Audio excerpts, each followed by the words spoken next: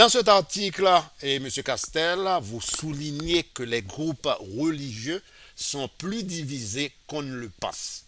Pourriez-vous, pour démarrer l'émission, expliquer comment les appartenances ethniques et raciales influencent ces divisions au sein des communautés religieuses? Ben, disons d'abord, je fais allusion surtout au niveau perceptuel. Donc, on pourrait s'imaginer que les protestants votent d'une façon, les catholiques votent d'une autre façon, et ainsi de suite. C'est beaucoup plus nuancé que ça. Souvent, à l'intérieur donc des communautés telles que je viens de le présenter, protestants, catholiques et autres, c'est tout un bloc, ce n'est vraiment pas le cas. Et d'autre part, par-dessus, vient ajouter la dimension ethnique qui vient subdiviser à l'intérieur d'un groupe, au fait d'un grand ensemble religieux, euh, les affiliations politiques. Alors, à l'intérieur du monde protestant, dépendant comment on utilise les confessions, l'ethnicité se surajoute dans les préférences pour penser d'un côté plus ou moins démocrate ou plus ou moins républicain. Donc, c'est un petit peu les deux paramètres que j'avais pour annoncer qu'on était divisé. C'est en fait qu'il y en a un troisième qui est la proche de la religion, qui est les positions des personnes sur l'avortement, mais ça, c'est une troisième forme de clivage dont on pourrait parler plus tard. Professeur Frédéric Castel, comment les deux candidats à la présidentielle de mardi prochain adaptent-ils leur stratégie pour cibler des sous-groupes religieux comme les protestants noirs ou les catholiques hispaniques qui présentent quand même des allégeances assez variées? Alors, moi, je travaille essentiellement au plan statistique. Alors, j'étudie la façon dont votent, par exemple, les groupes que j'ai évoqués, que ce soit dans une région du pays ou l'autre, dans une ville ou dans la campagne, m'intéresse pas nécessairement, parce qu'au moins, c'est pas mon sujet de recherche, de voir comment les responsables politiques s'en occupent. Je suis même pas certain qu'ils en soient si au courant que ça, parce que l'idée selon laquelle le monde protestant se subdivise, comme je le dis dans mon article, en trois catégories. L'idée, c'est de ramasser un peu la diversité de l'univers religieux. Je suis même pas certain qu'ils soient au courant que je crois qu'ils réfléchissent davantage en termes de groupes ethniques. C'est sûr que les Noirs, ce qu'on appelle les Blancs, les Hispaniques, ça c'est des catégories avec lesquelles ils sont habitués de composer. Mais de faire l'amalgame entre les deux, je ne croirais pas que c'est tant que ça si connu. Et même pour fin d'analyse politique, peut-être qu'on pourrait pas, je pourrais aider ici, c'est pas encore si présent en dehors des firmes de sondage qui se basent sur ces données-là et qui font l'objet de commentaires dans les grands médias. Vous mentionnez dans votre article, professeur Castel, trois grands blocs ethno-confessionnels dans le protestantisme américain. Quelles sont, selon vous, les spécificités qui distinguent chaque bloc et influencent leur choix politique? Alors, il faut savoir une chose, par contre, si on étudie l'univers religieux américain, le paysage, la grande variété confessionnelle, il n'y a pas de recensement aux États-Unis sur les appartenances religieuses. Il y en a un sur les groupes ethniques et pas sur les groupes religieux. Donc, il faut se baser sur des firmes de sondage. Les plus importantes sont le Pew Research Center. Center, oui, puis le Public Religion Research Institute. Donc, c'est les deux grosses firmes de sondage qui se spécialisent dans le religieux. Et c'est eux qui nous permettent de savoir, grosso modo, avec leurs statistiques, tous les statistiques qui se font les lendemains même enfin, le jour même plutôt, après avoir voté aux élections. Donc, on demande aux gens qui sortent des urnes pour qui ils ont voté, à partir d'autres paramètres, le genre, et ainsi de suite. Et là, à partir de ces précieuses données, on peut être capable de voir comment les groupes qu'on peut mentionner ont voté. Alors, en ce qui concerne l'univers protestant, c'est extrêmement compliqué tellement il y a de confusion. Je pense que les Américains sont habitués de vivre dans un quartier ou dans l'univers rural, que deux, trois églises sont côte à côte. C'est commun dans les personnes. Et il y en a tellement, elles sont tellement opposées même au niveau de ce qu'on pourrait appeler la polarité conservatrice et libérale. Fait que les compagnies de sondage ont décidé de les regrouper pour être capables d'un peu plus de faire parler les données.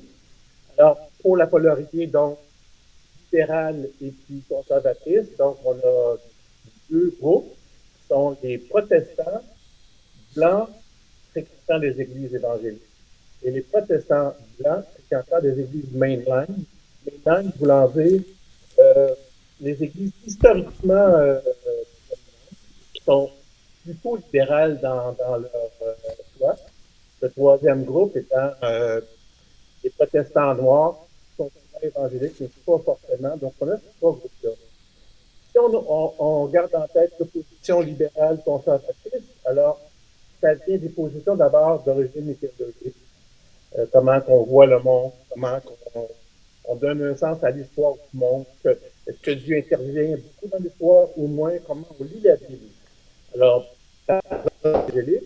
on est plus proche de la lecture, je vais dire, textuelle des textes sacrés, la partie plus littérale, à laquelle on donne une certaine forme, une certaine force, justement, étant donné que c'est la parole de Dieu dans bien des cas. Pour ces églises mainline, plus libérales, je vais ajouter des méthodes d'analyse des textes qui vont être, on va aller dans le texte grec, le texte hébreu, on va mettre en contexte le texte, ce qui fait qu'on n'a pas toujours la même lecture des textes sacrés, c'est beaucoup plus en commun qu'autre chose, il y a des distinctions entre les deux. Et en conséquence de quoi, l'application que ça peut avoir dans la vie quotidienne des personnes va jouer. Peut-être que le conservatisme dont on parle au niveau théologique va être vrai dans la vie quotidienne des gens.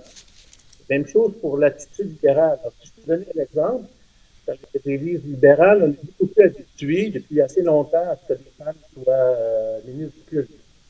On est beaucoup plus ouvert, avec des degrés divers, évidemment, d'une église à l'autre, pour les questions LGBTQ. Alors que dans le milieu des plus conservateurs québécois, côté des évangéliques, ben, c'est pas une instance politique. On est beaucoup plus favorable à la réduction de la taille de l'État. Alors, côté maintenant, on trouve que c'est suffisant comme ceci. Et chez les Noirs, par exemple, protestants, on est assez ouvert à l'idée favorable à l'idée que les églises puissent être alors que sur les deux autres groupes blancs, on est plus rébarbatif.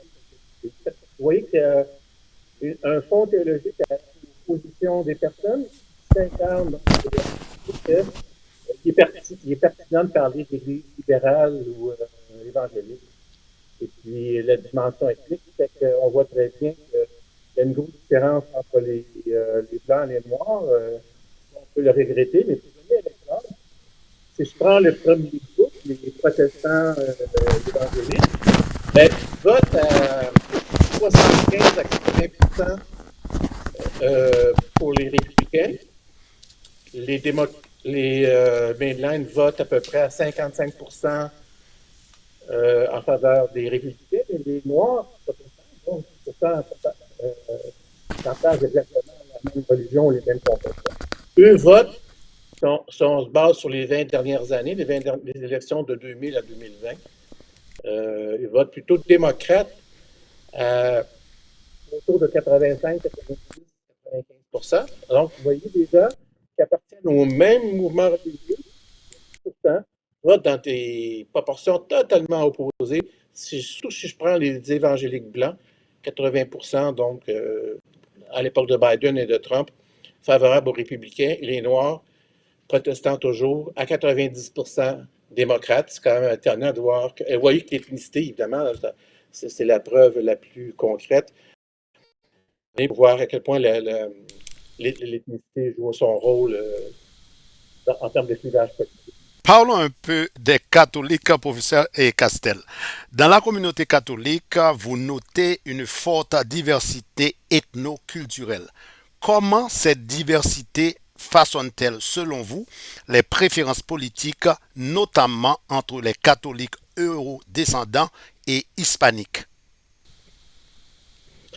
Ben, vous venez de le dire, c'est que le monde catholique est unifié nécessairement, contrairement au monde protestant, hein, ça se joue.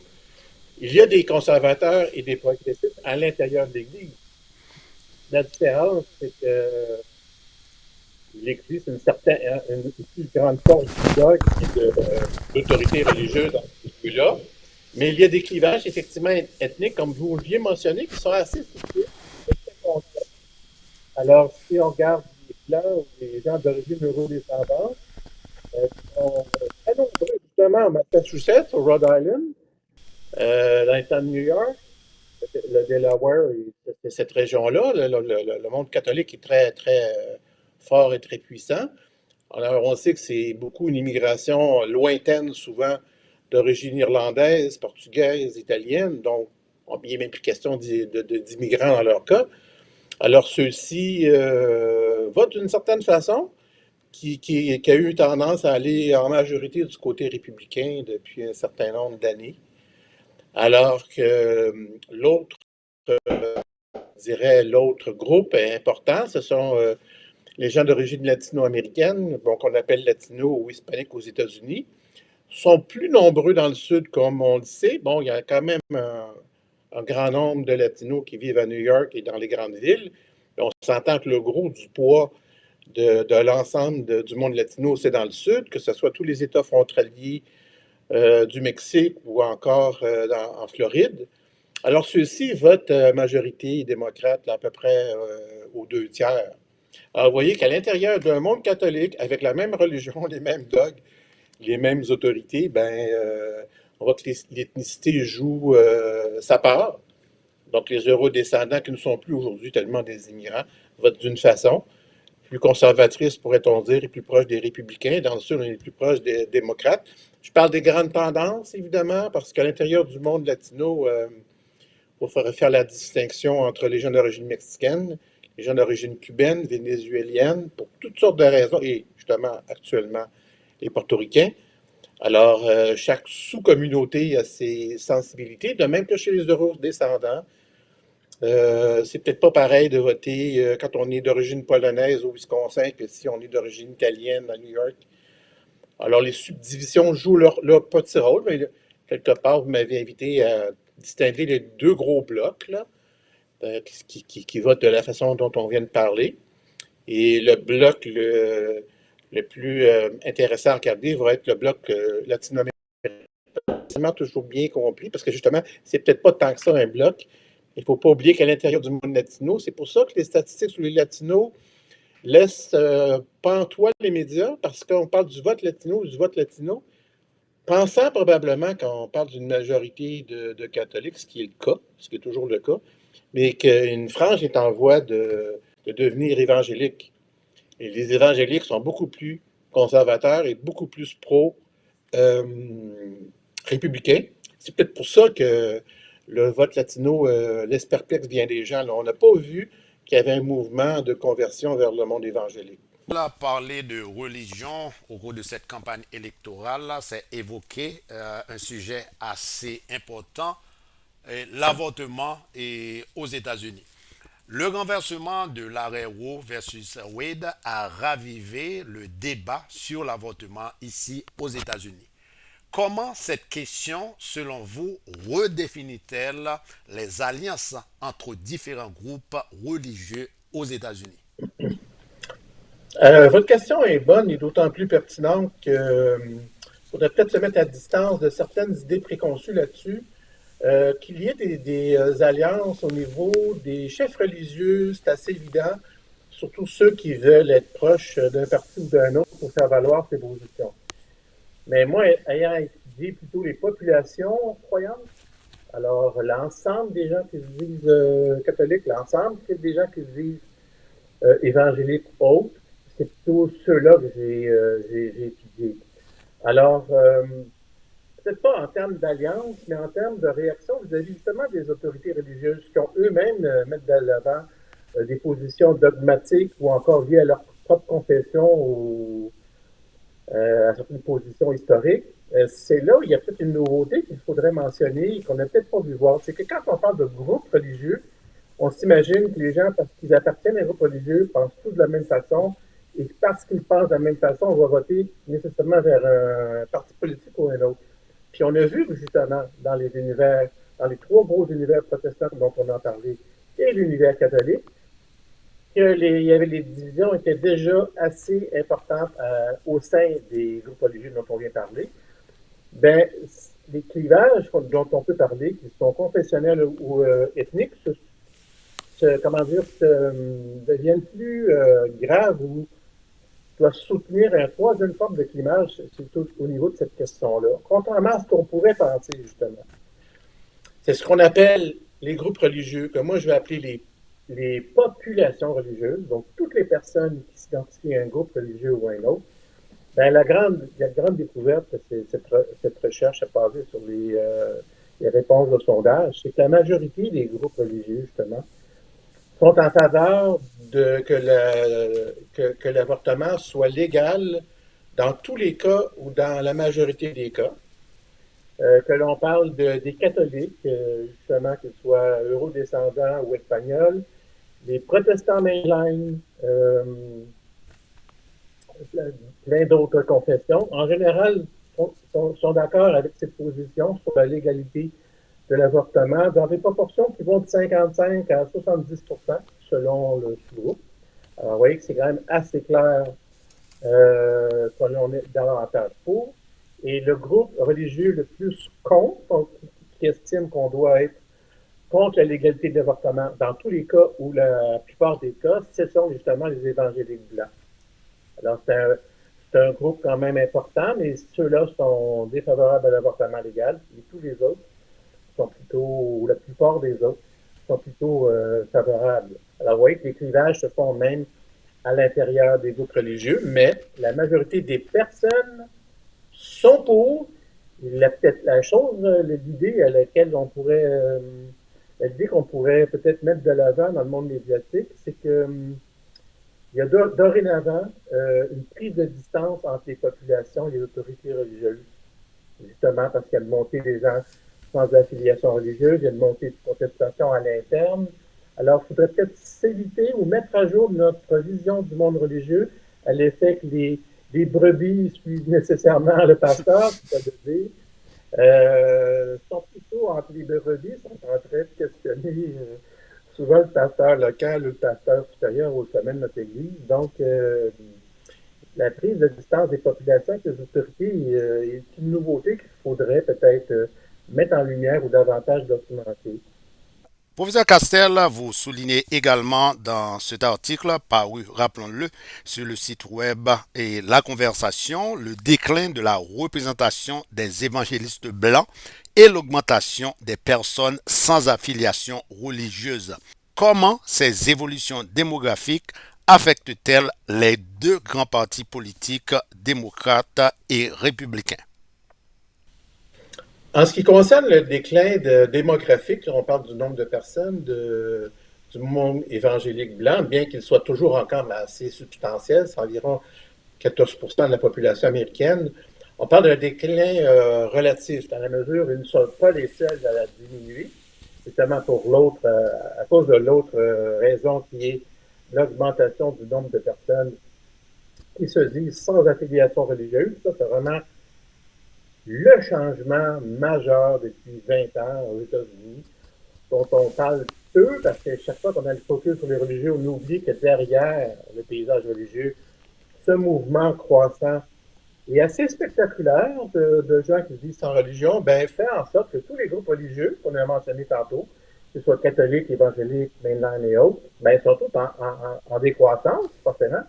Ils quittent leur église d'origine. Mais par contre, les évangéliques, c'est ceux qui ont connu la chute la plus rapide entre les deux. Alors, quel est l'effet politique que ça arrive d'amener?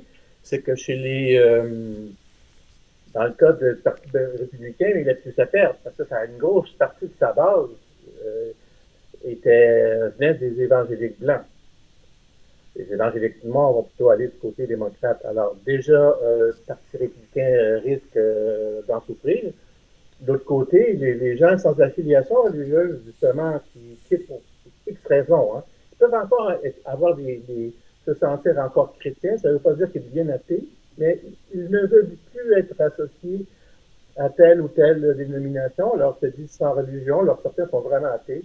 D'autres sont plutôt agnostiques, ça ne savent pas trop. Puis d'autres, c'est juste qu'ils ne veulent plus se faire définir par une religion pour une autre, où ils sont mal à l'aise à vivre l'évolution du leadership religieux, c'est qu'ils disent sans religion. Et les gens sans religion, ça c'est assez clair là-dessus. La grande majorité va, peut-être à la hauteur de 70%, au temps de l'élection de Biden, vont du côté démocrate. Alors, vous voyez que ces deux dynamiques-là, mises ensemble, favorisent quelque part le Parti démocrate. Venons-en maintenant aux groupes religieux non chrétiens tels que les juifs, les musulmans et les bouddhistes. Ces derniers tendent majoritairement vers le Parti démocrate. Quels éléments expliquent ce soutien, professeur Castel? Disons que c'est un phénomène nord-américain. Le fait que l'immigration récente, l'immigration non chrétienne, donc on s'entend que la présence juive est extrêmement ancienne aux États-Unis, date du temps des colonies, où des Juifs vivaient dans les grandes villes. Mais pour les autres groupes, que ce soit musulmans, bouddhistes, hindous et musulmans, bon, ben, c'est ce qu'on appelle l'immigration récente. Alors, ces groupes-là, effectivement, vont généralement se diriger vers le parti le plus libéral. C'est vrai au Canada, c'est vrai aux États-Unis, c'est le même schème que l'on voit.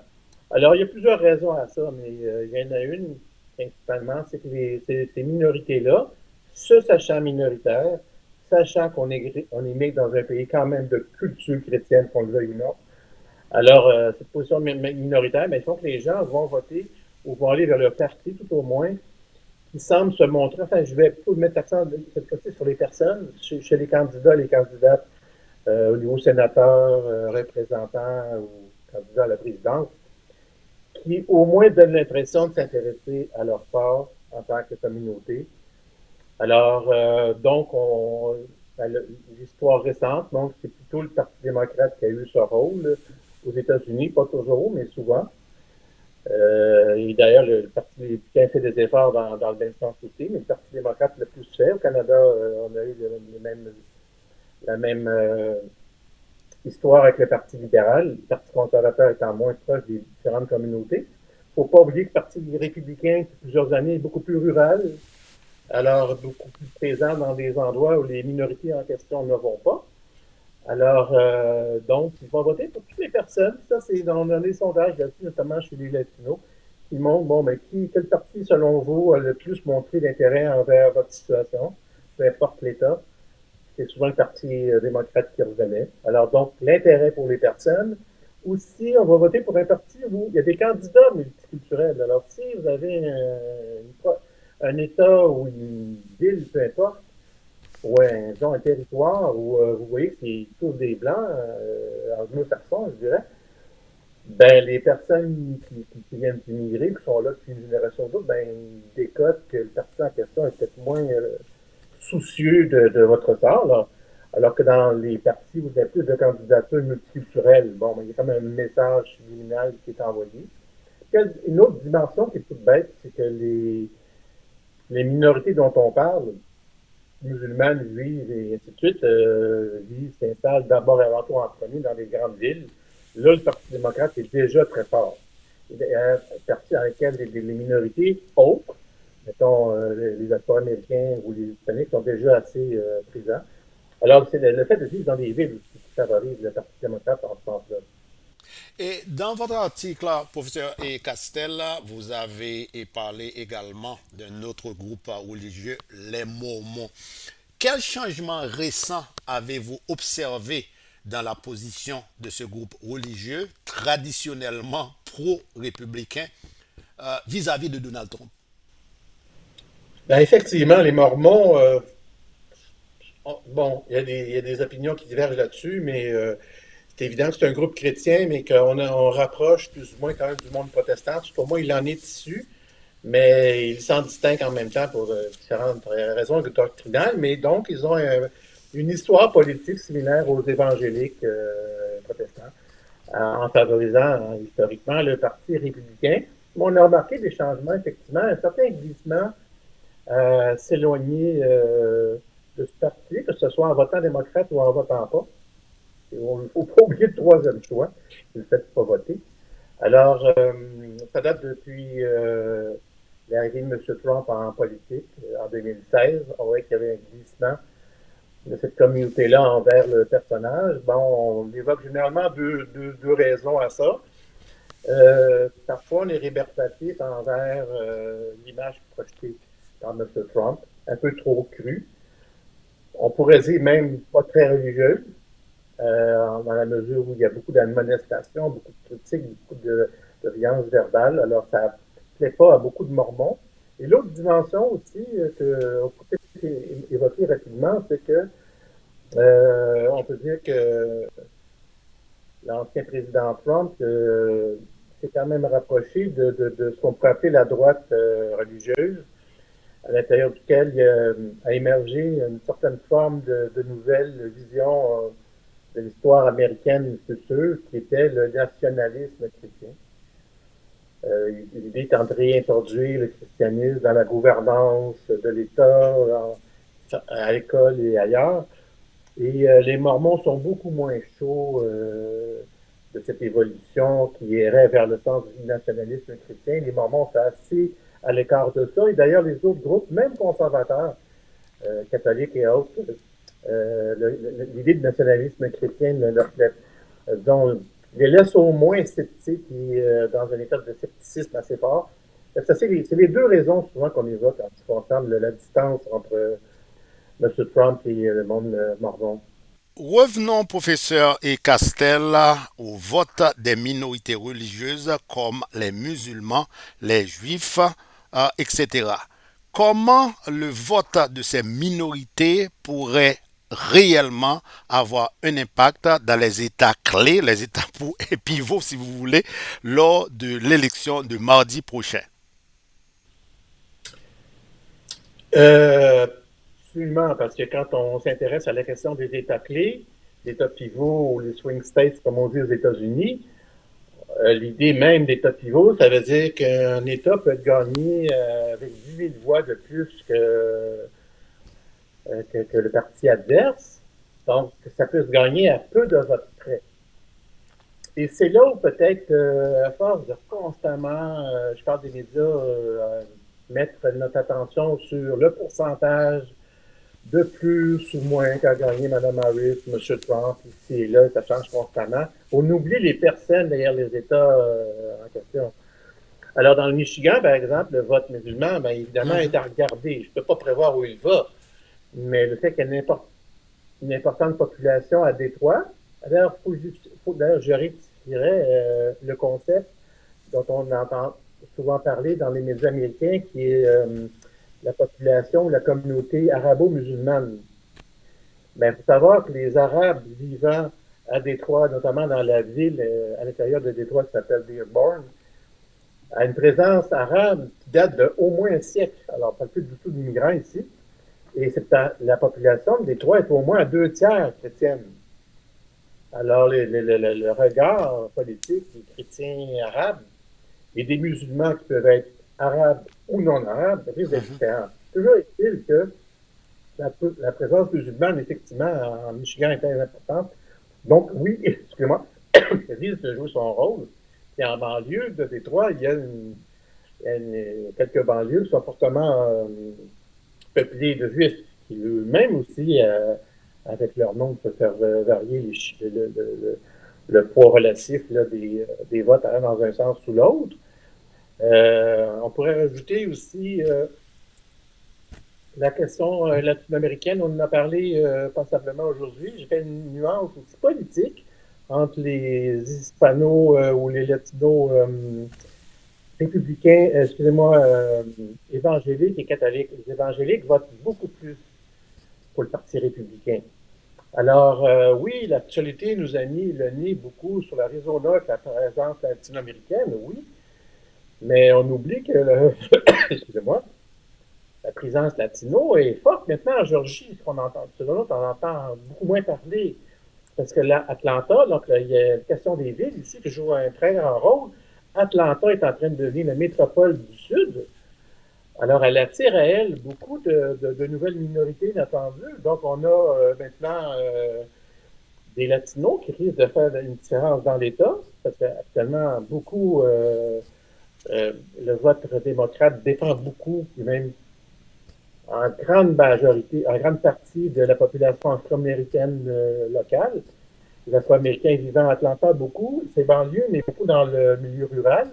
Ce n'est pas le cas dans le nord, dans le sud, on a ça, une population rurale importante, mais en Georgie, donc, l'ajout de population hispanique, et puis l'ajout moins connu d'une population asiatique qui est présente à Atlanta, mais présente aussi en Arizona, donc des gens bouddhistes. Un risque, quand les proportions des gagnants, c'est 10 000 voix, 20 000, 40 000, mais peuvent faire une grosse différence. Alors, donc, il ne faut pas oublier que le vote latino-américain n'est pas intéressant que en Arizona parce que c'est un État pivot. Ils peuvent créer des surprises, à mon avis, tout dépendant si les latinos du lieu sont plus ou moins évangéliques ou catholiques. Moi, je surveillerais beaucoup la Floride avec avec ce que l'actualité nous a, comment dire, elle nous a fait connaître avec la question des Haïtiens en Ohio. Ben, il y a une bonne communauté haïtienne en Floride et une communauté portoricaine. Ben, tout d'un coup, que la Floride pourrait devenir elle-même un État pivot. Puis j'ajouterai en dernier lieu là, une autre dimension qu'on n'a pas beaucoup développée, la présence autochtone. Mais bien entendu, les Autochtones Les peuvent Amérindiens. être... oui, c'est ça, autochtone ou amérindien, Indian American, ça dépend des termes. On n'utilise pas les mêmes mots selon les langues. Merci d'avoir dit les natives aussi, qu'on dit en anglais. Alors, je crois que cette année, il faut regarder ça parce qu'ils fêtent leur premier, leur centenaire du droit de vote citoyen à l'échelle fédérale, en tout cas. Et je sais que dans les milieux amérindiens, américains, il semble y avoir un mouvement de mobilisation pour voter, pour exercer ce fameux droit de vote. Et la présence amérindienne est assez forte, comme on sait, je pense, en Arizona. Il y a beaucoup de grosses réserves amérindiennes là-bas. Mais il y a des réserves amérindiennes moins connues, comme Wisconsin ou Michigan, qui sont vraiment fortement démocrates en général. C'est plus mitigé en Arizona. Enfin, alors que les Amérindiens de Caroline du Nord sont plutôt républicaines, mais en général, ils sont plutôt aux deux tiers, un tiers démocrates. Mais leur petit nombre, si petit soit-il, ici, les gens se mobilisent parce qu'il faut se mettre dans les listes électorales. Ça, c'est toute une préoccupation pour les groupes minoritaires, qu'ils soient hispaniques ou noirs. Donc, il faut s'inscrire sur les listes et après aller voter. Ben, quand on parle d'État pivot avec des gains qui se font avec 10 000 ou 20 000 ou 30 000 voix, ben là, c'est là où on part des surprises venant d'un groupe qu'on ne voyait pas venir ou qui s'est beaucoup plus mobilisé qu'on aurait cru. Ça serait, il faudrait vraiment surveiller plusieurs petits groupes ici et là. Et pour terminer avec cet entretien, professeur Frédéric Castel, pensez-vous que les enjeux économiques, la sécurité, le logement abordable, peut-être pour ajouter l'avortement, qui préoccupe aujourd'hui les électeurs, pourraient réduire l'importance des affiliations religieuses dans les choix électoraux? Bien, vous le dites bien, c'est que pour éviter les stéréotypes que j'évoquais tantôt, oui, on voit que le vote crée les différentes communautés religieuses, il y a son poids. Mais en ce qui concerne la liste que vous venez de mentionner, les préoccupations économiques, les questions qu'on appelle souvent de pain de beurre, euh, la question de sécurité et ainsi de suite, l'immigration, ce sont les mêmes pour les groupes religieux que pour l'ensemble des Américains. Il ne faut pas oublier que les protestants sont des Américains, les catholiques sont des Américains, donc les préoccupations des Américains sont les leurs aussi. Il ne faut pas donner une importance plus forte qu'elle en a l'appartenance religieuse, d'une part. Donc, effectivement, je pense que les groupes religieux qu'on a évoqués aujourd'hui vont en premier lieu, pas exclusivement, mais en premier lieu, euh, se faire sur les éléments que vous venez de nommer. Et d'autre part, ben, on voit aujourd'hui le phénomène le plus peut-être étonnant et à considérer dont il faut prendre conscience, c'est le clivage que vient de créer la question de l'avortement. On a bien vu aujourd'hui qu'au-delà des leaders, des porte-paroles religieux, ben, que dans la base, au niveau des personnes, ben, il faut s'attendre à des clivages à l'intérieur même des populations religieuses, comme je l'ai dit, en dehors du monde évangélique, on pourrait dire des Mormons aussi. Euh, ben, la majorité de la population est favorable au maintien de la légalité de l'avortement. Alors, ça se pourrait que des gens habitués à voter pour un parti ben, vont voter pour l'autre, parce qu'on voit clairement qu'il y a deux options au plan de l'avortement. Puis peut-être qu'il y aura des clivages qu'on avait avant qui vont peut-être un petit peu bouger à propos de ce second enjeu. Eh bien, au nom des téléspectateurs de Caméra Mosaïque dans l'État du Massachusetts et à travers le monde, merci, professeur Frédéric Castel, d'avoir répondu à nos questions. Merci. Ok, est-ce que...